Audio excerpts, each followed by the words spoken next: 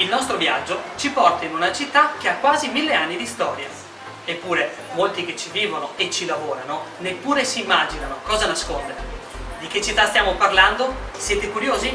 Benvenuti al sesto appuntamento di Qual Buon Veneto!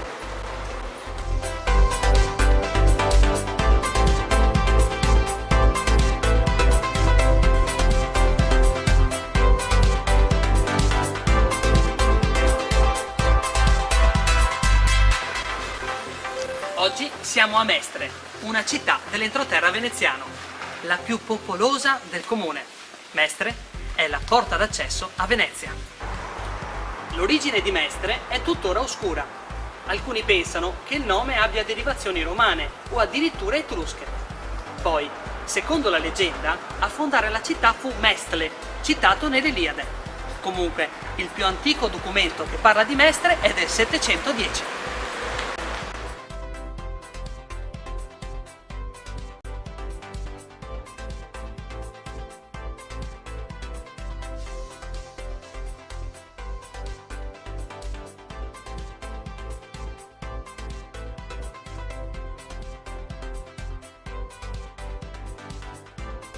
Il Castelnuovo comprendeva forse ben 17 torri e 3 porte d'ingresso. Una è questa, o quel che ne rimane, la Porta Belfredo.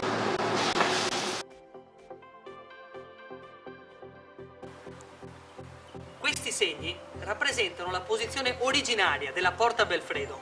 Purtroppo questa porta venne smantellata per far posto al tram.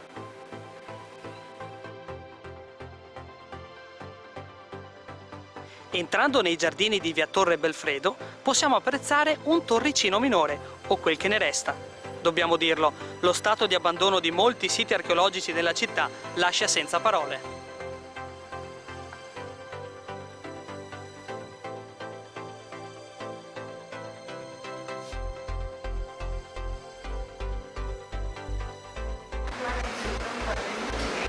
Una menzione speciale va di diritto all'edificio religioso più antico della città e l'unico sopravvissuto di epoca medievale. Stiamo parlando della chiesa di San Girolamo.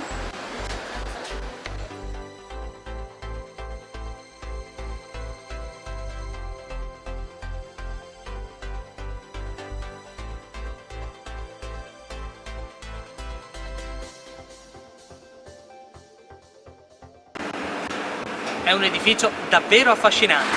Secondo la leggenda, sorge sopra la cella di un eremita.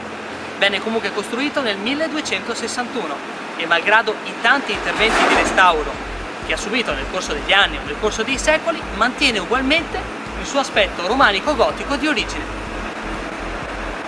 Se riuscite a vederle, nel giardino adiacente alla chiesa ci sono alcune lastre sepolcrali molto preziose del 1300. Purtroppo anche queste versano in uno stato di abbandono davvero preoccupante.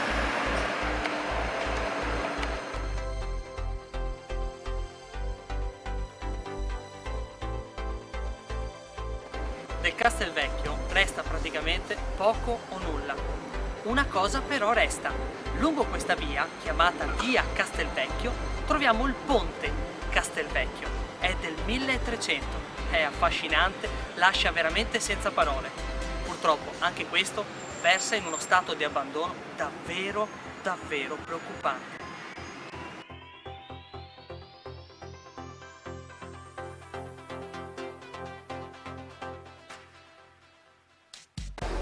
Era il lontano 25 luglio del 1825.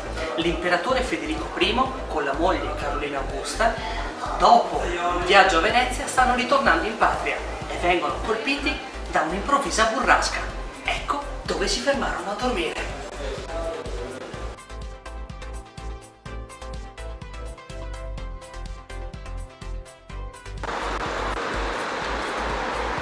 Per oggi il nostro viaggio termina qui, ma le cose da scoprire a Mestre non sono finite. Grazie per averci seguito, alla prossima!